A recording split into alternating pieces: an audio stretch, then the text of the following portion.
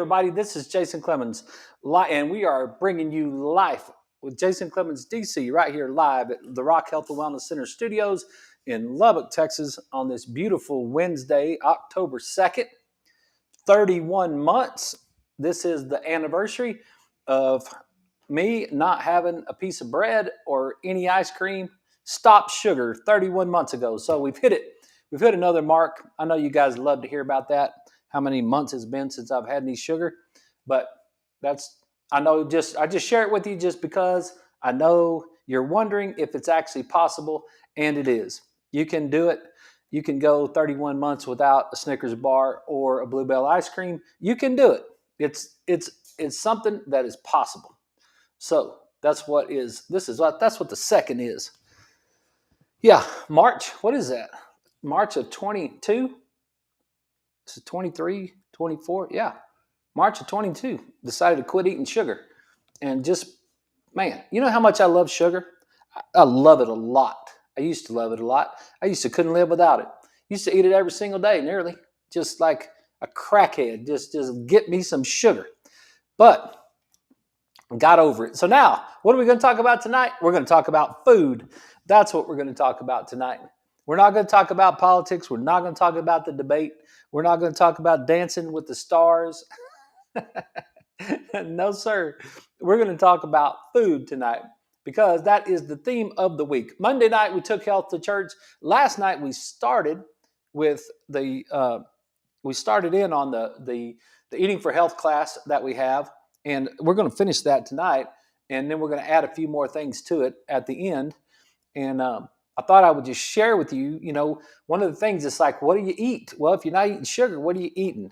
Right? So I thought I'd just share with you one of the things that I eat. And I was taking a picture of this last night, and my daughter said, "Dad, do not put that on the internet."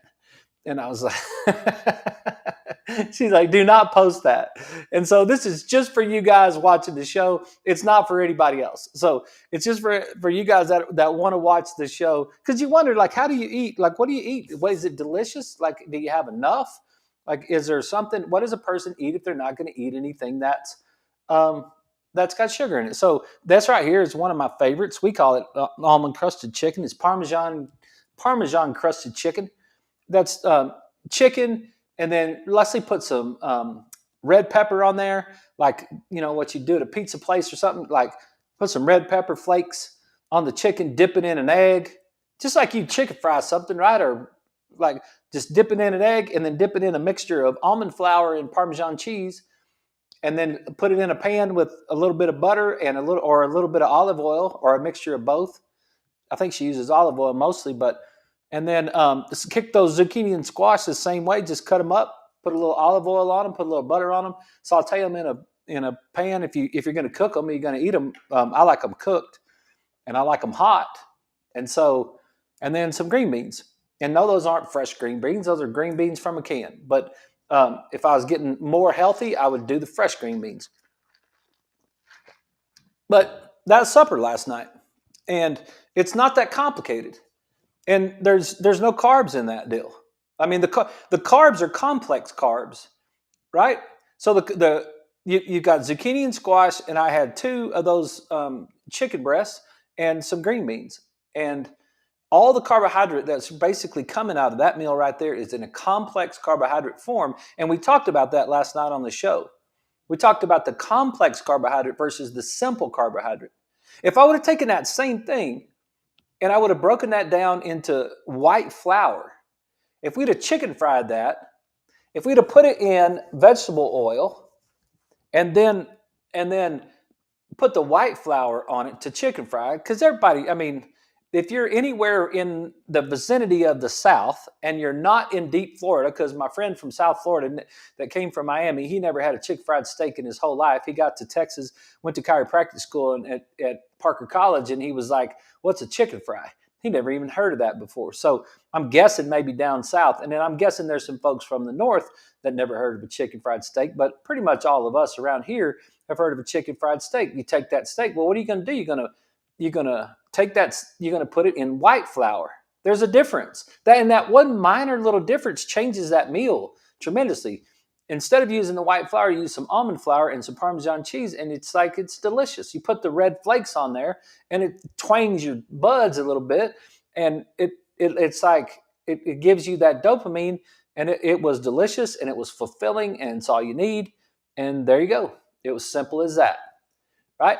And there's no gravy on that, and there's no biscuit that went with it, and I didn't put any jelly on a biscuit, and I didn't have any gravy to pour all over the top of that. I didn't have any mashed potatoes to go with it. I'm not going to add all those simple carbs and then make my sugar go up like that. And then when it was all said and done, after we got finished eating last night, we didn't have any Bluebell. We didn't have any. Wasn't any candy. There wasn't any cakes. There wasn't any nothing. It's like, well, are you kidding me? No, I'm not. And it's totally fine. It's totally fine. Look at me. I'm not dwindling away to nothing. So that was supper last night. Tonight we're gonna have leftovers. So because Leslie cooked a couple extra pieces of that chicken, so I'm gonna have leftovers of the chicken, and then she's gonna make an omelet, and I'm gonna have an omelet and the chicken left over.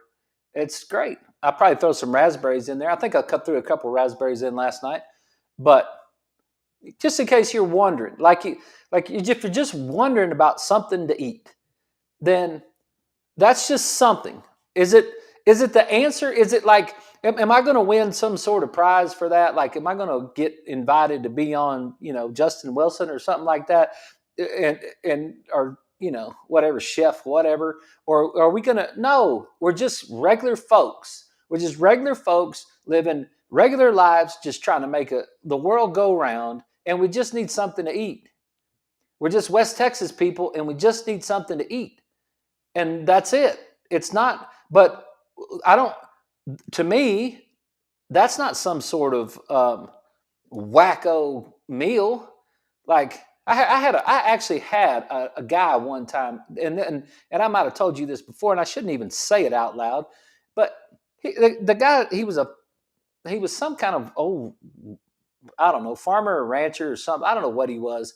Some guy, he was an older fellow, and he actually told me, he's like, yeah, vegetables are for homosexuals. And I was like, what?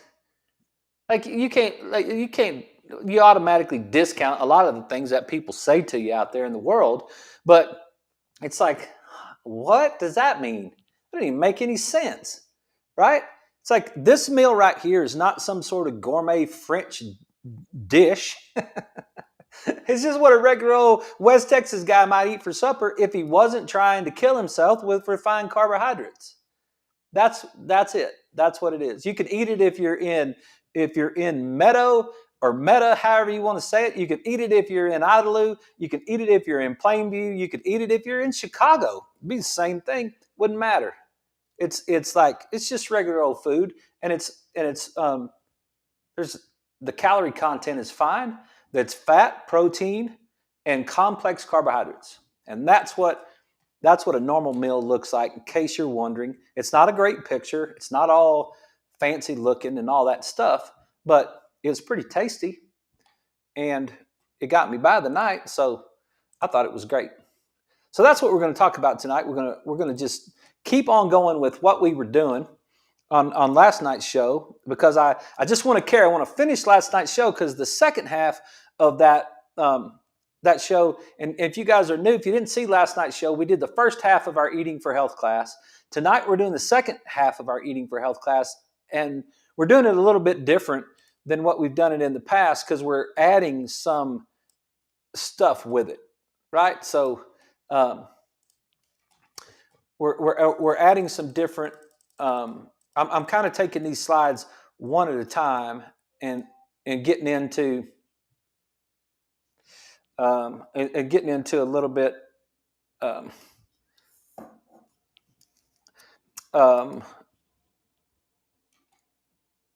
Sorry, I got a text right there. I want to be a little bit more specific about what we're doing, and oh, it's a little low. Okay. Sorry. I'm getting a text and I misread it right there. So maybe that's a little bit better, that we can go from there. Got to get all this stuff put in there, right? So we can, everybody can hear it and we know what's going on. So let's get into it because I want to get through all this stuff. We got through simple carbohydrates and complex carbohydrates last night. We got through insulin. This was the slide we were on when we finished last night. We were talking about insulin. See, when you eat that meal, there's no refined carbohydrates. Your insulin levels are going to stay low because your blood sugar is going to stay low. So you don't have to worry about spiking your blood sugar by adding any of that stuff. Now you can add some when you start adding all those white things. You add the gravy, you add the biscuit, you add the jelly, you add those extra pieces to that meal, and now all of a sudden you've got all that insulin. And if you've got insulin and at the same time you have excess calories, you're going to store all that as fat. Your body's going to, the insulin's the boss. Insulin shows up and says, dude, don't you be wasting any calories. You store that as extra fat. So if you eat a more fat diet, was there some fat in there from the Parmesan cheese? Yeah. So the chicken was fine. The almond flour had a little bit of almonds are a little bit. There's a little fat in the almonds. I wouldn't think it's super bad. And the green beans and the zucchini and squash weren't. So there wasn't any. My blood sugar didn't get high last night after eating that meal. Your blood sugar, your A1C, right? A1C is a 3-month measurement of the blood sugar that's like been clumped onto your blood cells. That's what A1C is. When you wonder, what causes my A1C to go up? What causes my A1C to go down? How do I get my A1C to go down? To me, A1C is the difference between cornflakes and frosted flakes. Everybody knows what a cornflake is, right? And if you're like me, which I know some of you are like me, when you grew up, you had to put how many teaspoons of sugar on top of those cornflakes? Like, dadgum, who would make a cornflake? That's horrible, right? It's horrible, that cornflake. Just plain vanilla. And it's like, tastes like nothing. So what did you have to do to get some dopamine out of that cornflake? You had to put some sugar on it. And then you had to get to the bottom of that bowl where all that sugar had gone. And now you're just eating milk. You got your spoon and you're just eating milk with sugar. Oh, Lord, that's exactly the truth. Okay. But you got a cornflake. It doesn't have any sugar on it, but you got a frosted flake. What is it? It's a cornflake that's covered in sugar. That's your A1C. That's a red blood cell. A red blood cell with no sugar stuck to it is your cornflake. And a red blood cell with a whole bunch of sugar stuck to it is your frosted flake. And that's what A1C is. That's what they're measuring. They're measuring your hemoglobin, A1C. They're measuring the amount of sugar that's stuck to your red blood cells over a 3-month period of time. When you get your glucose level and they check your finger, like you take your blood and they check your resting glucose, that's a moment in time. So if your glucose is 99 or 98, I still didn't get my blood work back today. I checked it all day long wanting it. But your blood sugar can be 97, 70, whatever, like, in a nice healthy range. They say less than 100 is healthy, and I'm not sure that's true. I'm thinking, it's got to be down even lower than that to be seriously healthy. And I probably ought to look that up and see what Dr. Bredesen says about that. But if your blood sugar, if your resting is glucose levels 183, now we got a problem, and we got a problem in the moment. But they like to use the hemoglobin A1C levels because they can check it over time. How much of that sugar that's in your blood actually stuck to your red blood cells? And that takes some time, and it's about a 3-month period because that red blood cell has a 3-month lifespan. So now you can kind of tell, oh, okay, this is how much sugar I've had over time. And I'm telling you, when you eat a meal that doesn't have that refined carbohydrate in it, that sugar's just low levels in your bloodstream, and that's the way we were designed to be. That's the way we were designed to be. We were not designed to have all this level of chocolate. and sugar. Like Hershey, Pennsylvania. Go back and study all that. Go back and study Mars bars and M&Ms and all that stuff, right? Go back and study how that came along. That's a drug dealer. That dude had a vision. That Hershey, Pennsylvania is built on the Hershey chocolate plant, which was a vision of a guy. Like he went out there and spent like $100,000 or something way back in the day to buy this massive amount of land because he was going to build this city and he was going to make chocolate. And he didn't one time stop to think, why did he do that? Why did he do that? Because he wanted to make money. He wanted the American dream. Come to America and make money. Be the richest. Warren Buffett, make money. It's all about making money. How much money can we make? And I understand if you're rich and you got a lot of money, you can help a lot of people. And Warren Buffett did, and so did Mr. Hershey, or whatever his name, I think is his name. But they helped a lot of people too. I'm not against rich people. I'm trying to get rich myself. But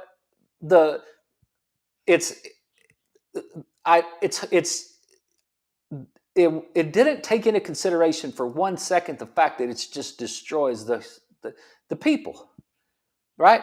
It just destroys the people when we live off of sugar, and we weren't made that way. We weren't made to. We weren't cellularly designed to handle that much sugar. So what happens to us? What happens to us when we get that much sugar, right? So insulin resistance, glucose and vitamin C are almost identical. Your vitamin C is made from glucose, and they both use the same membrane receptors to enter the cell. Phagocytic cells of the immune system require high amounts of vitamin C to work properly. Blood sugar of 120 reduces phagocytic index by 75%. I've had a sniffle for about 2 days in the last 31 months. That's the only sickness I've had in the last 31 months as far as immune system function goes. And so insulin is involved in the storage of magnesium. Magnesium helps muscles relax and is a cofactor of almost all energy-producing reactions. If you can't store magnesium, then your muscles can't relax and you end up with high blood pressure. That's one way you can get high blood pressure. There's multiple ways you can get high blood pressure, but that's one of them, right? Insulin causes the retention of sodium, which also causes high blood pressure. High insulin levels are potent stimulators of the sympathetic nervous system. And there we go with our 5 stress response steps, right? High insulin stress response. High insulin raises LDL cholesterol. Exercise and movement deficiency has also been shown to cause insulin resistance. When we eat too many refined carbohydrates and we don't move and we don't lift, then we start to develop insulin resistance, which leads to metabolic syndrome, which is diabetes, right? And we all know people who've had diabetes, and it is not great. The first cells that become resistant are liver cells. Insulin suppresses the liver cells from making new glucose. So does metformin. And the way metformin does it is by clogging up the respiratory machinery of the mitochondria. That's the way that metformin does it.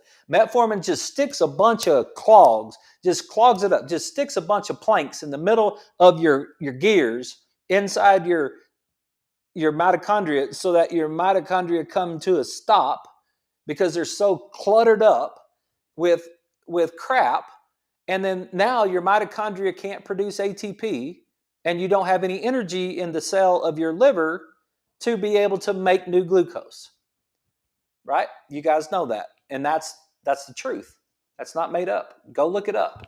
You could go look up the mechanism of action of metformin, and that's the way that the pharmaceutical way of trying to control your blood sugar, because insulin suppresses the liver cells from making new glucose. But if you become resistant to insulin, then throughout the night, when the body should be burning up fat, the liver is making more glucose. So you wake up in the morning with elevated glucose levels. We've talked about that before. You wake up, you go to bed, you wake up in the morning, your glucose is at 300. You check you poke your finger and you check your little glucose monitor and your glucose is at 300. That is a bad sign. That's a bad sign, because now your liver didn't get told, it didn't suppress. Your liver did not, what it's going to do, if your blood sugar drops, your liver's going to kick in and it's going to start making glucose in the middle of the night. So it's vitally important. It's real. If you're listening to this show right now, just stop for just a second. I know I'm talking fast, but let's all stop for 1 second. Diabetes is horrible to live with.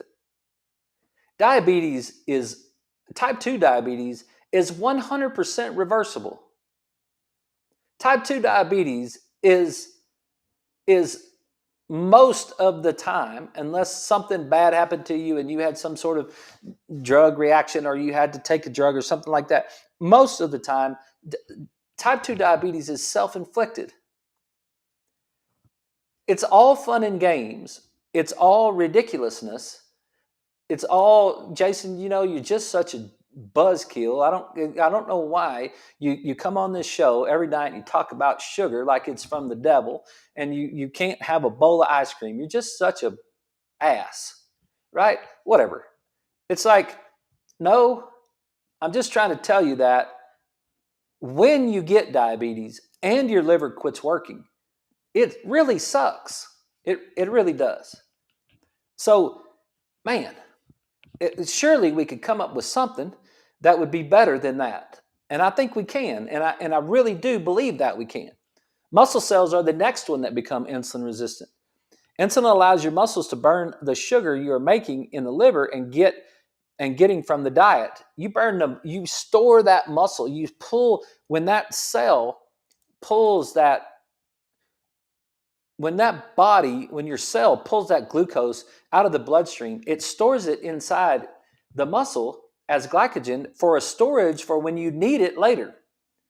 So if the tiger attacks you, or you have to run from the threat, or whatever the thing is, you've got some storage inside those cells that will allow you to go. Well, we don't hardly have those environments anymore. Every once in a while we'll have an environment like that where we have to run from a dog or something, or maybe we're in the mountains and a bobcat or a mountain lion or something like that comes up on us. All right, there's some storage in that cell. But for the rest of us who are just teaching school and driving a truck and working out there at the factory and doing the thing and being a banker or whatever the rest of us are doing, adjusting patients all day long, I haven't run from a tiger in my entire life. Maybe a dog or two along the way, but it's been a long time since I've had a mountain lion come in here in the middle of the chiropractic office and scare the crap out of me, right? So that storage needs to be burned up in the form of exercise.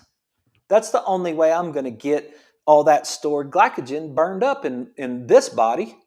I've got to exercise. I've got to lift weights. I've got to move my body. That's why I love CrossFit so much.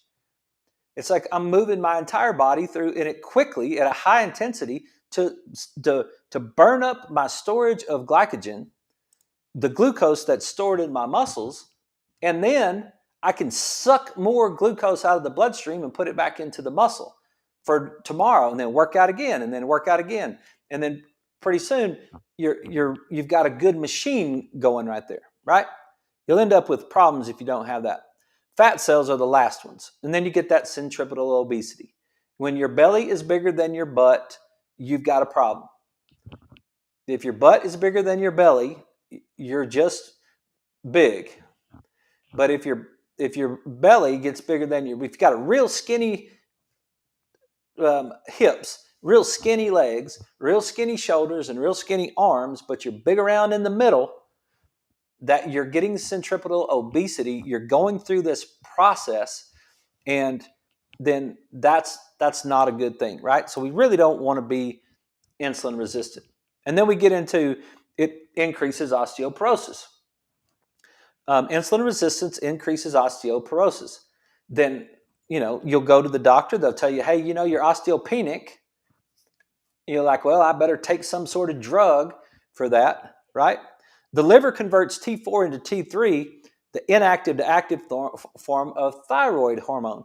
When the liver can no longer listen to insulin, it doesn't convert T4 to T3 very well. This is why it's important to measure T3 when assessing thyroid function, not just TSH and T4, because you want to know if that liver is converting that T4 into that T3. It's important. It's highlighted here because the osteoporosis, the thyroid hormone, it's involved in the regulation of estrogen, progesterone, and testosterone.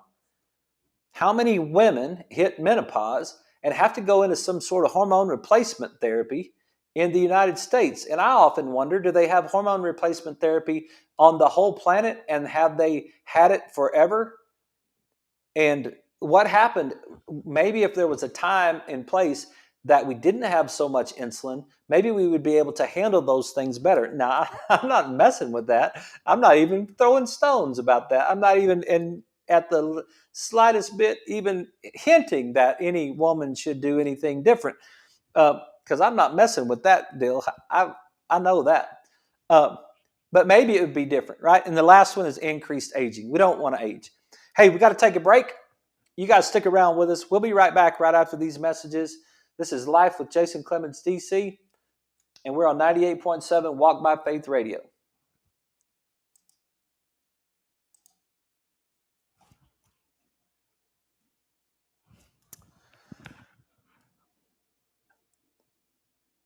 No, there's a lot of that, the hormone stuff. And the better you control your insulin, the better you control your hormones, just period. High insulin causes increased aging. That we just don't want to have to deal with some of that stuff right there, right? And don't forget, here's that study from Dr. Kempner that put diabetic patients on a diet high in complex carbohydrates. Within 3 months, most patients on the diet experienced a significant decrease in blood pressure, blood sugar, weight, insulin requirements, and cholesterol, sugar in the urine, and protein in the urine. Studies done by the American Journal of Clinical Nutrition, British Medical Journal, Diabetes Care, Lancet, and others have confirmed Dr. Kempner's work when he put patients on a diet high in complex carbohydrates, vegetables, complex carbohydrates, took them off of biscuits and put them on high complex carbohydrates, which takes longer to break down. That's what the complex carbohydrate is. It's the complex puzzle versus the simple puzzle that it takes longer to break it down. That's what you're gonna. That's what it takes. Now you're just slowly releasing that blood sugar, that glucose into the bloodstream. And when it goes through the pancreas is like, I'm not going to set off an alarm. I don't need to release the insulin. That's fine. It's just nice and low, and everything is fine. And the thing about this that blows my mind every time I talk about it is, if you go back and look what year Dr. Kempner did that, this is postgraduate medicine, 1958. Dr. Kempner didn't do that in 2023. He didn't do that in 2024. He did it in 1958, because physiology hasn't changed since the beginning of man. It's the same human being. It's the same. That's why we're not made for so much sugar, because in the beginning there wasn't so much sugar. And we've gone through, since the garden, we've gone through a long period that it's not common to have all that refined carbohydrate in the diet. Think about it. That's what the paleo thing's all about, right? That's what the Mediterranean's all about. That's what all of the diets that have to do with health, from years and years and years and years of human existence, there wasn't all this refined carbohydrate. There wasn't this Hershey bar. There wasn't all of this sugar that we got. So our cells are not really made for all that. It's just made for a little bit, and we need a little bit. It's super important for our brain. Glucose is important, right? We talk about that. Let me get us back on here. Okay, everybody, we're back. This is Life with Jason Clemmons, DC, and we are breaking down the food this week, and we're going to continue. So let's get into protein for a bit. So let's look at Let's look at the balance of protein. A complete protein is a protein that has all 8 essential amino acids. And I wrote some of these out. Now, you get your complete proteins from animal meat, right? And if you're going to eat animal meat, and I'll show you why here in just a second. If you're going to eat animal meat, it's a better choice to eat a grass-fed animal than it is to eat a corn-fed animal, and I'll show you why in just a second. I don't think the evidence holds up over the longest period of time to say that we absolutely should be vegetarian. I'm not for or against it. Whatever you want to do. It's a third order problem as far as I'm concerned. I'm not against those people who eat meat, and I'm not against those people who don't. But I put a couple of sources of protein in the list here just so you could have it on the list so that you would know that you can get protein from other things like quinoa, chia seeds, hemp seeds, spirulina. Those are kind of an algae type of thing, I think. Chlorella and amaranth. Those are things that I put on there. That's not typical things that we eat because we'll eat the chicken and we'll eat the beef. But there is, I just wanted to, I'm not promoting the idea of being a vegetarian. I'm simply saying that you can get proteins from there. There's different kinds of things like almonds and baked beans, broccoli, goji berries, hummus, peas, pumpkin seeds, sunflower seeds. Those are a little bit high in 6s, but there's some sources right there that you can get some protein from. Okay, so how do you calculate your protein needs? Well, you take your weight and you divide it by 2.203. So if you're 100, yeah, I got it. I already did the math. So if you're a 140-pound person, you divide that by 2.203, and that equals 64. And then you multiply that number times 0.5. Just divide it in half. And then you'll get 32 grams. And that's the calculated amount.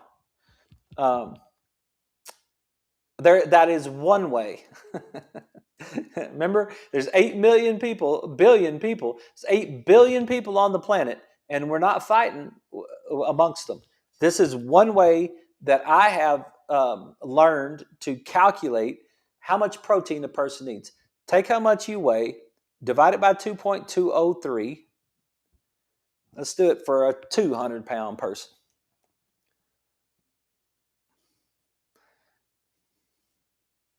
I know all you math geniuses have already done that.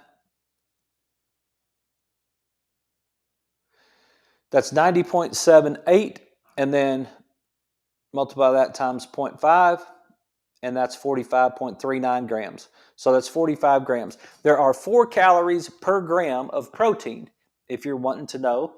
So 32 grams of protein times 4 is 128 calories of protein.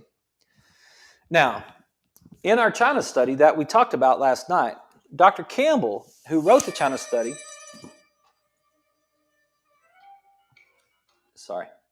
Dr. Campbell that wrote the China study recommends that no more than 5% of your daily protein come from animals. Now, this is an interesting book, and I'll just give it to you so that maybe you can think about it. Okay, it's got some really interesting stuff. Last night we talked about page 85, and I wasn't sure what page 85 was in the China study. Well, page 85 is where I got that quote about, as noted earlier, a very prominent report by Sir Richard Dahl and Sir Richard Peto of the University of Oxford submitted to the U.S. Congress summarized many of the studies that concluded that only 2 to 3% of all cancers could be attributed to genes. So they're talking about the environment, and he gets into trying to keep those down. Now, I don't know if that holds up. I don't know if it holds up over the long run. I don't know exactly the reason, the causes of cancer. I just wanted to share this with you. It's just an interesting read. It's called The China Study. It's by T. Colin Campbell. If you haven't ever heard of it, it's an interesting read. You might be interested in it. And so It's a good book. It's a good eye-opening book to kind of spread your brain a little bit when it comes to food. Okay, so that's how you get your protein. So I'm going to switch this view just for a second, just so I can see all this. Um,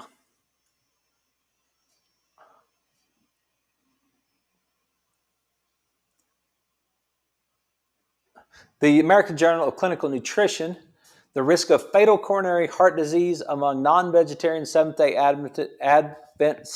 Adventist male aged 30 to 64 is 3 times greater than that of vegetarian Seventh-day Adventist males. Coronary artery disease, bone density, the vegetarians lost 18%. Let's see here. Compared to the loss of bone density in lacto-ovo, dairy and egg eating vegetarian women from age 50 to 59 with omnivorous women, including meat in the diet, over the same period, the vegetarians lost 18% of their bone density while the omnivores lost 35%. Where that's coming from is the idea of the pH balance. If you're going to lose bone density, it's not a calcium deficiency problem. Bone density is a pH problem. That's what Dr. Guest taught me in chiropractic school. It's a pH problem. So one of the things that acidifies your body is animal protein. So if you get too acidic, you're going to buffer that acidity in the body by pulling calcium from the bone. That's one of the ways that you'll do that. So then now you'll end up with osteoporosis. You'll lose your bone density. Okay? So you got to keep yourself alkaline. And one of the ways you keep yourself alkaline is by eating your vegetables. That will help you keep yourself alkaline. International Journal of Cancer has one on breast cancer. The Journal of National Cancer Institute has one on prostate cancer. The British Medical Journal has one on gallstones.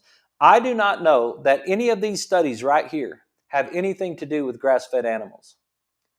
There's no indication that any of these right here have anything to do with grass-fed animals.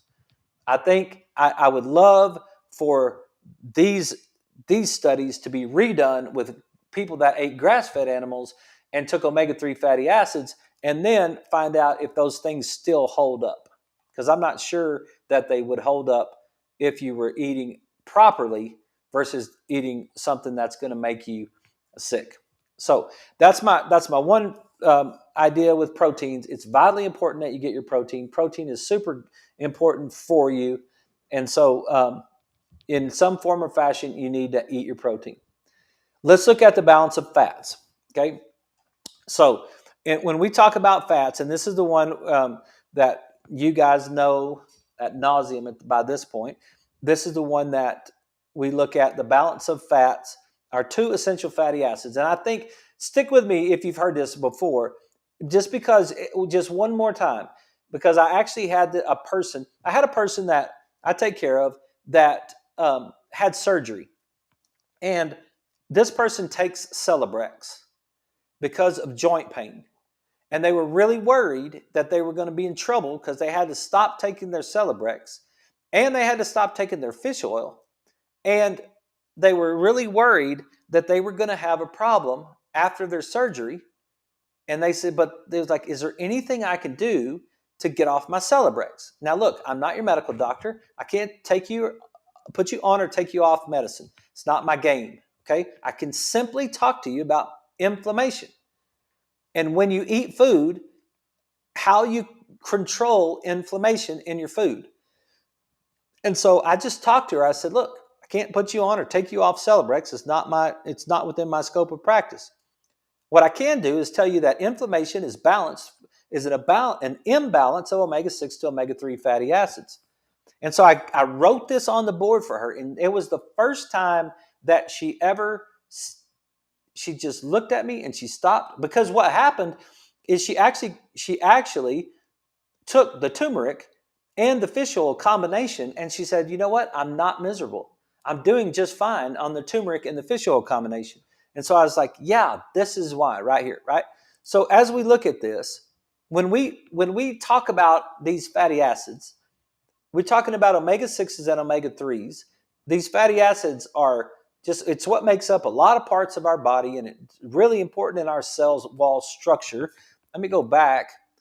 For you guys on the radio, where you can catch us on, my Facebook page, but I'll go back to this cell wall structure. You see, your guys are watching us on social media. This cell wall right here is what is called the phospholipid bilayer. Okay, the phospholipid bilayer, and then it's got hydrophobic and hydrophilic properties.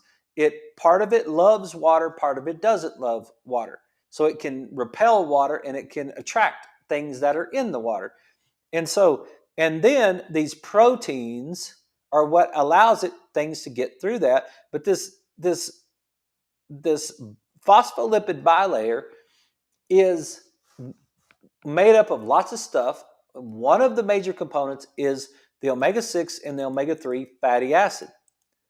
It's your fats, your lipids, right? So what we want is a 1-to-1 ratio. What we could get by with in ideal is 3-to-1 or less. We're building a wall, but we got to have enough rigidity in the wall to make a wall, and we have to have enough fluidity in the wall in order to move something back and forth through the wall. Right? Just take the sleeve of your shirt, if it's safe wherever you are. Just take the sleeve of your shirt and blow through the sleeve of your shirt, and tell me if you feel the air on your arm inside your shirt. Can you feel that air? Yes, you can. Unless you got a big thick sweater on, then you're not going to be able to blow through there, and that's going to be a great analogy, right? This shirt has a thread count. It has enough thread in it that makes it a shirt. So it doesn't look like I don't have a shirt on. I have enough thread in order to make a shirt, but there's enough fluidity in the shirt to pass air through the shirt. Does that make sense? I hope it makes sense. So imagine the wall of your cell. Imagine the room that you're sitting in. If you're sitting in a room, if you're driving down the road, whatever, if you're sitting in a room, look at the walls around your room. That's solid. That's sheetrock right there. You can't blow any air through that wall. It's solid. It's solid, right? The room is solid. If you're in your car right now, it's like if your windows are rolled up. If you're driving down the road, the air's not hitting you. The air's not coming through the windshield and hitting you in the face, right? That glass is solid. It's keeping the air out. Our cell wall needs a certain amount of structure, of rigidity. That's what that omega-6 does for it. It brings rigidity to the cell wall, but it also needs a certain amount of fluidity in order to pass things through the cell wall. So as we start to increase our omega-6s, we get up here into 10-to-1, we start to get sick. When we get to 15-to-1, we really start to get sick. The average American person is 25-to-1. They've got 25 thread count to 1 fluidity, 25 rigidity to 1 fluidity. Now you're wearing a sweatshirt. Now you're not, it's like, dude, you can't, it's really hard to get nutrients through that cell wall. Okay? Why does it matter what I eat? This is, to me, what matters. So, when you eat omega-6 fatty acids, corn, cottonseed, sunflower, safflower, peanuts, soy, canola, anything that's high, vegetable oils, anything that's high in omega-6 fatty acids, you're going to turn this linoleic acid, this LA, you're going to turn it into this acid called dihomo gamma linolenic acid, which is, who cares what it's called, right? DHGLA. And a little bit of 6, just a little bit of it, gets moved across with delta-6 desaturase. It's an enzyme that helps. It moves this into a prostaglandin that is vasodilation, which decreases blood pressure, and anti-inflammatory. That is the PGE1. So it is not of the devil to eat any omega-6s. Omega-6s are necessary for life. You need omega-6s, okay? You just don't need lots of them. You just need small amounts of omega-6s, because if you have too much of this, and at the same time, this DHGLA, if you have this DHGLA and delta-5 desaturase, because you activated insulin. When I eat that meal last night, there's not any sugar in it, or very little. So I'm not going to get any insulin. So any of the omega-6s are going to be handled through the delta-6 desaturase, which is going to move it over to the PGE1, which is going to be anti-inflammatory. I'm fine with that. But if I add the biscuit, if now I eat the bread and I add the biscuit to the same exact meal, I've got insulin. And if I've got insulin, then it says, hey, delta-6 desaturase, move over and get out of the way. We're going to use delta-5 desaturase instead. The insulin is bossy. The insulin, I already told you, is the boss. It's going to say, hey, you get out of the way, and I'm playing with this guy, right? So it's going to bring in delta-5 desaturase. So now DHGLA is not going to prostaglandin E1. It's not moving that direction. Now it's going down to what's called arachidonic acid. And arachidonic acid is, I've got here the number one source is meat. The number one source is corn-fed meat. Take a cow to a feedlot and feed them corn, cottonseed, and soy and make them fat to sell them for more money. That's what happens at a feedlot. And they take that cow that ate grass and they turn him into a cow that eats corn, and they turn him into a cow that's high in arachidonic acid. And that's biophysics. It's biochemistry. It's not an opinion. It's not a throwing a stone at anybody. It's just simply the factual way what happens to that animal. And then now the arachidonic acid is going to use these little dudes called COX enzymes. COX-1, COX-2, COX-3. Okay? The COX enzymes are going to move arachidonic acid through the pathway to prostaglandin E2. Now, instead of having an E1, which is an odd number, now we're going to have an E2, which is an even number, and the prostaglandin E2 is inflammatory. It's going to tell the cells to express inflammatory markers. It's going to increase inflammation. It's going to tell the body we need more inflammation versus telling the body that we don't need more inflammation. That goes back to our Dr. Lipton talk. That goes back to epigenetics. It goes back to the protein on the cell. That goes back to the cell expression. That goes back to innate intelligence.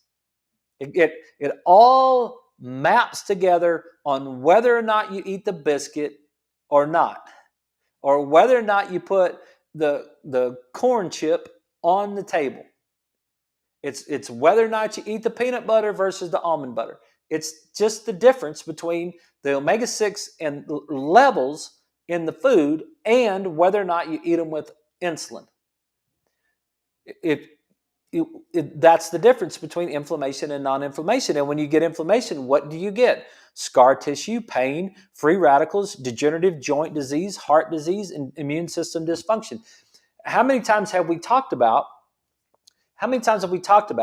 degenerative disc disease is biochemical and biomechanical? We've talked about that lots of times, right? We've talked about the fact that it's not just the way that your knee moves. It's the chemistry that is inside the knee while it's moving that causes your knee to degenerate. It's not just the way that your neck moves. It's the chemistry that's going on in your body while your neck is moving that way. It's not just biomechanics that causes degeneration. It's not just biomechanics that causes your spine to degenerate. It's also biochemistry. And biochemistry comes from the way that we process life. Life is biochemistry, is the chemistry in our body. This is body chemistry. This is what's happening and what happens with inflammation. Now, where was the Celebrex in all this?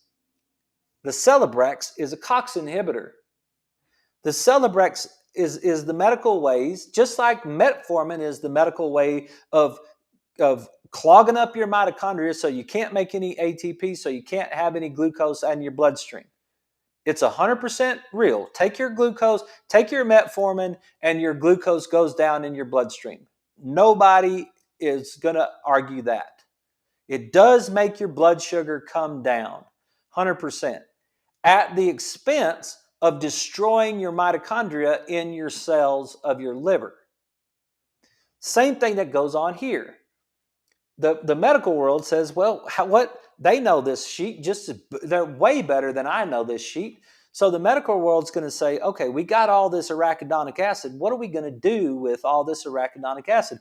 We've got to block this arachidonic acid from coming down here to this PGE2. How do we do that? Their idea is, well, we better just give you something that blocks the COX enzymes. So now you can't turn arachidonic acid into prostaglandin E2. So your joints don't hurt. That's their option. I'm going to show you something in just a second. Okay? Now when you eat green leafy vegetables, flaxseed, hemp, walnuts, and fish, when you take your fish oil, when you take your omega-3 fatty acids, when you take your alpha linolenic acid, ALA, you take this and now it turns it, you've got your EPA and your DHA. So you get those things, you get your EPA, which is where you get from cold water fatty fish, and then that turns into a prostaglandin E3, another odd one, which is anti-inflammatory. And then it'll come down the stream to DHA, which is where you get the algae, the oil sources, and all that sort of thing. Builds brain synapses, increased production of serotonin and dopamine. The omega-3 is anti-inflammatory. It's fluidity to the cell. The omega-6 is inflammatory, and it's rigidity to the cell. Are you with me on that? All right. Here's the next one. What are we going to do with all that arachidonic acid? Because whenever you block the COX enzymes, the body's like, I still got a whole lot of this arachidonic acid I got to do something with. It's going to call in the backups, and it's going to bring in the LOX enzymes. And it's going to turn that into I think it's in the next slide, actually. Nope. It's a leukotriene B4 is what it is. I don't even know if I got it in. Yeah, I don't think I got it in there. But it turns it into a leukotriene B4, which is inflammatory again. I think I may have it down the road, but it's too far. So what EPA does is EPA balances it. It takes the arachidonic acid and it balances it. It balances the COX enzyme. It balances the LOX enzyme. So now we balance out. We have anti-inflammatory and inflammatory at the same time. They cancel each other out, and now it solves the problem. So what did she do? She took turmeric. What does turmeric do? Turmeric does all kinds of awesome things for us. And I actually had it pulled up last night. With the mechanisms of action on turmeric. And it's curcumin, a yellow polyphenolic pigment from the Curcuma longa turmeric rhizome. It's like a root, okay? So down here, there was... Hang on, because I had it all pulled up and then multiple biological effects on both health promotion and disease prevention have been recognized in curcumin and its derivatives. Indeed, a bibliometric analysis performed revealed that in the United States, China, India, Japan, and South Korea are the main contributors to the scientific advances found on this. Let me get down here. Its antioxidant effect, it's an antioxidant, so it cancels out free radicals. It is able to promote its antioxidant activity by scavenging a variety of reactive oxygen species. So that's what we just talked about. It's anti-inflammatory. Numerous studies have shown that turmeric has great potential for treating numerous inflammatory diseases. It reduces the pro-inflammatory cytokines, tumor necrosis factor alpha, interleukin B1, interleukin 2, interleukin 6. All of these things right here are what I'm talking about. The chemicals that cause inflammation. The pro-inflammatory chemicals that cause inflammation. And man, we are out of time. So, hey, we're going to do this again tomorrow. And we're just going to work on it tomorrow. And then we'll get into more food as we move into tomorrow. So, thank you guys for listening to the show. I appreciate it. I hope you're getting something out of this. I hope this is helpful for you.